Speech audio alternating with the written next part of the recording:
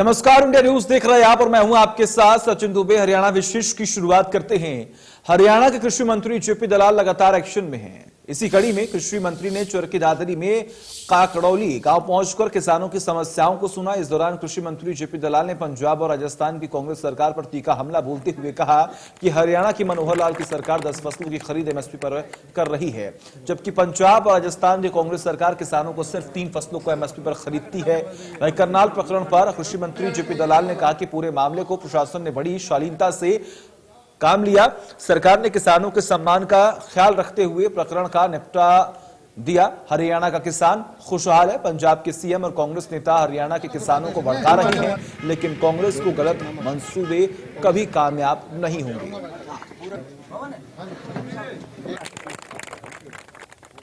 हमारी इच्छा, किसान हमारे माई बाप हैं। हमारी इच्छा किसी भी तरह से, हमारी सरकार का आदेश है वो जो मर्जी करे, हमने हाथ नहीं उठाना। लेकिन भीड़ के अंदर कोई उपद्रवी घुस जाता है, कोई और हो जाता है और कहीं न कहीं से दुर्घटना होने का डर रहता है। मेरी सब भाइयों से प्रार्थना है, खासकर इन पंजाब के जत्थेदारों से, हरियाणा पर रहम करें। अपना आंदोलन राजस्थान में चला लें, जहाँ फसल नहीं बिकती, पंजाब में चला लें। हमारे यहाँ मंडियाँ भी अच्छी चल रही हैं। किसानों के लिए हम जो भी बढ़ सकता है तेज गति से काम कर रहे हैं। हमारे हरियाणा को रणभूमि ना बनाए। हरियाणा के किसानों को हम हाथ जोड़ के, इनका आशीर्वाद लेके इनके लिए काम कर रहे हैं। और जो ये जत्थेदार हैं, पंजाब के मुख्यमंत्री को 360 रुपये गन्ने का भाव किया। 4 साल तक 310 था, हमारा 330, 20, 40, 50 किया हमने। अब इलेक्शन का टाइम आ गया तो उन्होंने एकदम 50 रुपये बढ़ा दिए। पंजाब के मुख्यमंत्री को जो ये हमारे आंदोलन चलाते हैं तो लड्डू खिला के आए, हमने फिर उससे 12 रुपये ऊपर किया। पिछले 7 साल से हरियाणा के गन्ने का भाव सारे देश में सबसे ज्यादा है। एक शब्द भी नहीं बोलता हमारा अच्छा काम किया। ये इससे साफ जाहिर हो जाता है कि आंदोलनकारियों के पीछे कहीं न कहीं राजनीति है, राजनीतिक ताकतें हैं, वो अपना काम कर रहे हैं।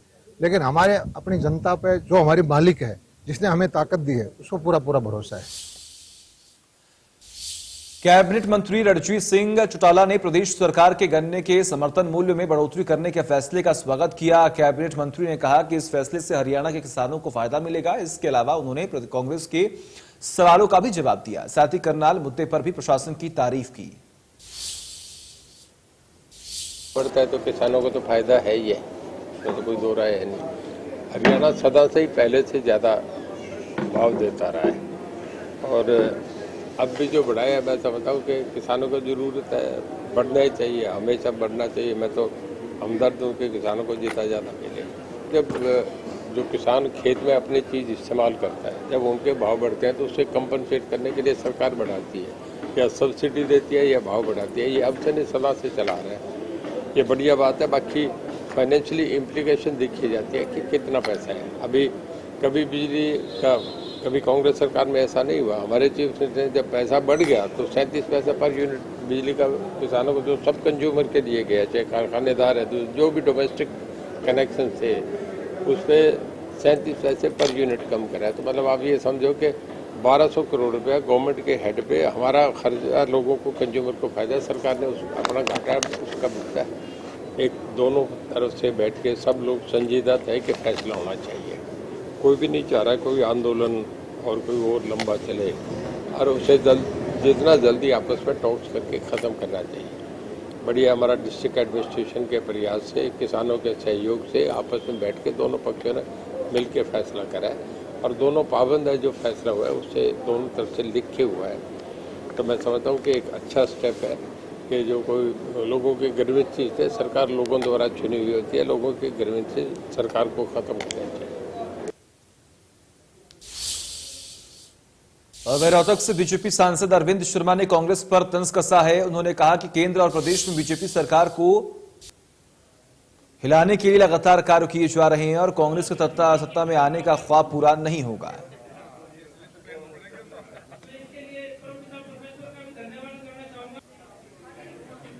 ये माननीय मनोहर लाल खट्टर जी 5 साल पहले रहे, ठीक है, और 5 साल अब पूरा करेंगे।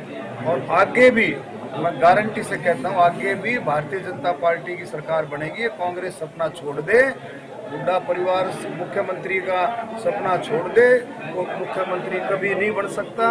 और भाई भारतीय जनता पार्टी को आने वाले 25 साल को हिला नहीं सकता। तो आज मोदी जी क्या चाहते हैं? नरेंद्र मोदी जी चाहते हैं किसी तरह से भी किसानों की आय को बढ़ाएं, किसानों की आय को दुगना करें। ये नरेंद्र मोदी जी का सपना है। मैं चौथी बार सांसद हूँ, मैंने ऐसा समय भी देखा है, पार्लियामेंट में भी मैं बोला हूँ और ये बात मेरे रिकॉर्ड में भी है कि जो है किसान, जो है छोटा किसान, बड़ा किसान, मंझला किसान, एक कोई शादी कर लेता था लड़के लड़की की, एक कोई मकान बना ले, बच्चे को पढ़ा ले, कोई डॉक्टरी में, इंजीनियरिंग में, उसका कर्ज टूटता नहीं था।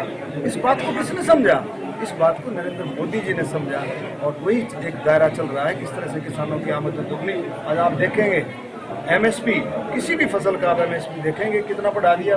सरसों का 400 रुपये, सारी चीजें, बाजरा, सरसों, गेहूं, सारी चीजें, गन्ने का 362 रुपये, मतलब सारी चीजें सरकार सोचती हुए। और नरेंद्र मोदी जी के साथ साथ हमारे मुख्यमंत्री मनोहर लाल खट्टर जी भी कंधे से कंधा मिलाकर के किसानों के लिए, खेती और मजदूरों के लिए, गरीबों, सब तबकों के लिए सोच के साथ आगे बढ़ रहे हैं। Sir, Haryana public service commission और अदर एलाइड सर्विसेज के प्रीलिमिनरी एग्जाम का आयोजन बड़ी और कड़ी सुरक्षा के बीच में हुआ। 2 शिफ्टों में हरियाणा पब्लिक सर्विसेज कमीशन की परीक्षा में कई जिलों में सैकड़ों की संख्या में परीक्षा केंद्र बनाए गए थे। पहला पेपर सुबह 10 बजे से दोपहर 12 बजे खत्म हुआ, जबकि दूसरा पेपर दोपहर 3 बजे से शाम 5 बजे तक आयोजित किया गया। परीक्षा को नकल रहित संचालित करने के लिए प्रशासन द्वारा समुचित प्रबंध भी किए गए थे। परीक्षा केंद्रों पर निगरानी रखने के लिए ड्यूटी मजिस्ट्रेट तैनात किए गए थे। परीक्षा केंद्रों पर धारा 144 लागू था।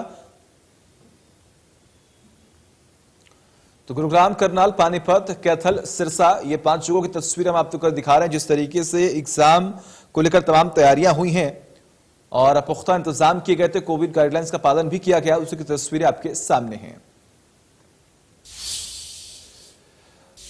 और वही डिप्टी सीएम दुष्यंत चौटाला के आदेश के बाद राजस्थान, हरियाणा और उत्तर प्रदेश को जोड़ने वाले स्टेट हाईवे का निर्माण करने वाली कंपनी एसकेआर पर गांच गिरी है। बताया जा रहा है कि कंपनी 3 बार सड़क बनाने की समयावधि बढ़वा चुकी है और चौथी बार समय बढ़ाने की मांग की थी और इसी लेट लतीफी के बाद अब सड़क का ठेका किसी दूसरी कंपनी को दिया जाएगा और इसके लिए प्रोसेस भी तेज कर दिया गया है। इसके साथ ही लेट लतीफी कंपनी पर विभाग ने लाखों का जुर्माना लगाने के लिए भी कार्रवाई तेज कर दी है।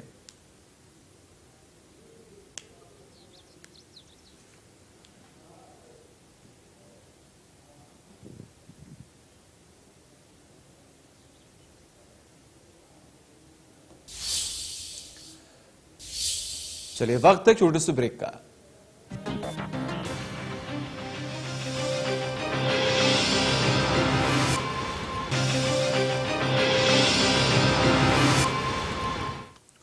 चलिए ब्रेक के बाद एक बार फिर से रुक करते हैं हरियाणा विशेष की ओर। टोक्यो पैरालंपिक में सिल्वर और ब्रॉन्ज मेडल जीतने वाले सिंहराज अधाना ने इंडिया न्यूज हरियाणा पर अपने संघर्ष की कहानी बयां की। सिंहराज अधाना ने जिंदगी में उन पलों को बेहद खास बताया जब उन्होंने पैरालंपिक में मेडल जीतकर इतिहास रचकर प्रदेश के साथ साथ देश का भी नाम रोशन किया। उन्होंने इस दौरान कहा कि सरकार का सहयोग उस वक्त मिलता है जब खिलाड़ी मेडल लाकर देश का नाम रोशन करते हैं, लेकिन सरकार को खिलाड़ियों के लिए एक ऐसी योजना चलानी चाहिए ताकि संघर्ष के दौरान खिलाड़ियों को मदद मिल सके और उन्हें अपने घर के गहने नहीं बेचने पड़े। सिंहराज ने हरियाणा सरकार से केंद्र सरकार की खेलो इंडिया स्कीम की तर्ज पर योजना चलाने की मांग की। हमारे सहयोगी ने सम्मानित करने पहुंचे विधायक नयनपाल रावत और मेडलिस्ट सिंहराज से खास बातचीत की, जरा सुनिए। अंदर से भावना आ रही थी, आसान है। पैरालंपिक में 2 मेडल जीतने वाले सिंहराज अधाना हैं और आज उनके सम्मान में एक समारोह का आयोजन किया गया है। यहाँ पर हमारे साथ हैं सिंहराज अधाना जी, इनसे जान लेते हैं। सिंहराज जी गए थे भतीजे को सिखाने के लिए, खुद शूटर बन बैठे। हाँ, ये ईश्वर बंसीवाले की कृपा है कि उन्होंने मुझे मार्गदर्शन दिया और इसे मैं सोचता भी हूँ कि चलने के 2 रास्ता है। एक तो वो जो हम चुनते हैं, एक वो जो सबसे बड़ा खिलाड़ी है वो चुनते निर्धारित रहता है, तो हमें उस पर भरोसा रखना चाहिए और जिस मुकाम पे वो हमें ले जाए उसमें 100% अपना देना चाहिए। अगर 100% उस मुकाम में आप दोगे तो मुझे लगता है वो जो आपने नहीं सोचा है वो भी आपको मिल जाएगा। नहीं, आपके जो जीवन में जहाँ से मोड़ आया, आप भतीजे को सिखाने के लिए गए थे, क्या हुआ उस दिन, किस तरीके से? उस दिन क्या हुआ था कि मेरे बच्चों के साथ जब मैं जाता था सेक्टर 12 खेल परिषद मैदान में, तो बच्चे कहते थे बेटे पापा आप भी तैराकी कर लो या शूटिंग कर लो, तो मैंने जब शूटिंग करा तो फरीदाबाद में एमबीबीएस छात्र की हत्या मामले में आरोपियों की गिरफ्तारी नहीं होने पर पीड़ित परिवार ने केंद्रीय राज्य मंत्री कृष्णपाल गुर्जर से वीडियो कॉन्फ्रेंसिंग के जरिए मुलाकात कर न्याय की गुहार लगाई है। बता दें कि 31 अगस्त को जन्माष्टमी पर्व पर सोतई गांव में दही हांडी चढ़ाने को लेकर हुआ था विवाद और एमबीबीएस के छात्र भूपेंद्र की गोली मारकर और 30 तर हथियार से हमला कर हत्या कर दी गई थी, जिस पर कार्रवाई करते हुए पुलिस ने 11 लोगों के खिलाफ मामला दर्ज कर लिया था, लेकिन अभी तक केवल 4 लोगों को ही पुलिस गिरफ्तार कर पाई है, जबकि 7 लोग अभी भी लापता हैं और पुलिस की गिरफ्त से काफी दूर हैं। पुलिस की ढीली कार्यप्रणाली के चलते मृतक छात्र के परिवार में भी काफी रोष देखा जा रहा है। वही पीड़ित परिवार की तरफ से पृथला से विधायक नयनपाल रावत और तमाम आरोपियों को बचाने का आरोप लगाया है। हमारे गांव में 31 तारीख को रात को एक मर्डर हो गया और जो मर्डर करने वाले हैं, जो मेन आदमी है वो अभी फरार हैं और विधायक की संरक्षण में प्राप्त है उनको। ठीक है जी। अब हम मंत्री साहब के पास इसलिए आए हैं कि मंत्री जी से हमने एक निवेदन किया है कि भाई विधायक की ना सुनी जाए। विधायक आरोपियों को बचाना चाहता है, विधायक ने पैसे खा रखे हैं उनसे, विधायक उनकी हर जगह मदद कर रहा है। पहले विपुल गोयल करता था, अब ये कर रहा है। और पानीपत में एक युवती को मैरिज वेबसाइट के जरिए शादी करना महंगा पड़ गया। जी हां, युवती ने जिस युवक से शादी की वो पहले से ही शादीशुदा निकला। युवक की पहले 2 शादियां हुई थी और उन्हें दहेज के लिए छोड़ दिया था। शादी करके जब युवती अपने ससुराल गई तो उसके साथ भी यही सब दोहराया गया। रोज रोज उसे दहेज की मांग को लेकर प्रताड़ित किया जा रहा था। कम दहेज लाने के ताने दिए जा रहे थे। इसके बाद सास ससुर ने उसे घर से निकाल दिया। पीड़िता की शिकायत पर पुलिस मामले की तफ्तीश में जुटी हुई है।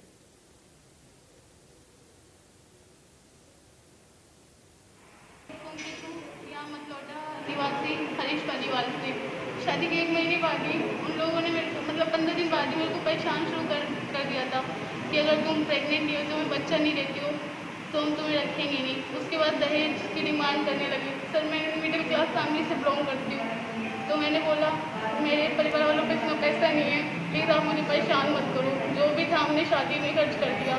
उसके बाद सर प्रेग्नेंट होने के लिए मेरे को प्रताड़ित करने लगे। सर खज्जर पुलिस की अपराध शाखा ने लॉरेंस बिश्नोई गैंग से जुड़ी उस लेडी डॉन को उसके साथी के साथ गिरफ्तार किया जो कि हरियाणा, दिल्ली समेत कई और प्रदेशों में हथियार सप्लाई करने का काम करती है। मंजू आर्य उर्फ मीनू नाम से मशहूर लेडी डॉन सोशल मीडिया पर काफी छाई रहती है। सोशल मीडिया पर हथियार लहराते हुए इस लेडी डॉन की कई वीडियो भी वायरल हैं। लेडी डॉन का मकसद पिछले दिनों पंजाब के जालंधर में रहने वाले अपने पति और झज्जर के ही एक व्यक्ति की हत्या कराए जाने का था, लेकिन पहले ही उसे पुलिस ने धर दबोचा। महिला पर अपने साथियों के साथ झज्जर और रोहतक में हथियारों के बल पर गाड़ी लूटने का भी आरोप लगा है। ये 7 तारीख को यहाँ जज्जर हॉस्पिटल के पास एक गाड़ी छीनी थी। ये टोटल 6 आदमी थे, 3 में एक लेडीज थी जो लॉरेंस बिश्नोई गैंग से संबंध रखती है और असले सप्लाई करती है। और इन्होंने मर्डर करना था प्रदीप सोलंकी कहने से यहीं जज्जर में ही।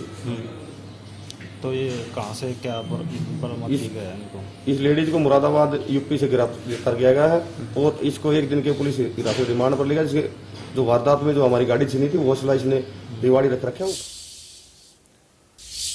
और वही गुरुग्राम के बोंसी के लाल शहीद तरुण भारद्वाज का राजकीय सम्मान के साथ अंतिम संस्कार किया गया। शहीद की आखिरी विदाई में लोगों का हुजूम उमड़ पड़ा। पूरा बोंसी भारत माता और वंदे मातरम के जयकारों से गूंज उठा। नम आंखों से गांव वालों ने अपने हीरो को आखिरी विदाई दी। शहीद के अंतिम संस्कार में गुरुग्राम के डीसी और गुरुग्राम सोहाना के विधायक भी शामिल हुए। आपको बता दें कि तरुण भारद्वाज सियाचिन में पेट्रोलिंग के दौरान शहीद हुए थे। देखिए, तरुण भारद्वाज मेरा भतीजा था। 9 सितंबर की रात को शाम को फोन आया कि इसका जो है वो इसको चोट लग गई है। उसके बाद 9:30 बजे जो हमारा भाई इसका पिता है नंद किशोर भारद्वाज जी, वो खुद भी सोलह राजपूत में ही थे, उनके पास फिर ये फोन आया 8 बजे कि हम उसको बचा नहीं सके। उसके बाद आज उसकी जो वो डेड बॉडी है वो आज आई लगभग 12 बजे हमारे पास घर पे। फिर जो उनके रीति रिवाज थे आर्मी की जो पूरी होती है फॉर्मेलिटी पूरी की, और हजारों की। चलिए वक्त एक छोटे से ब्रेक का।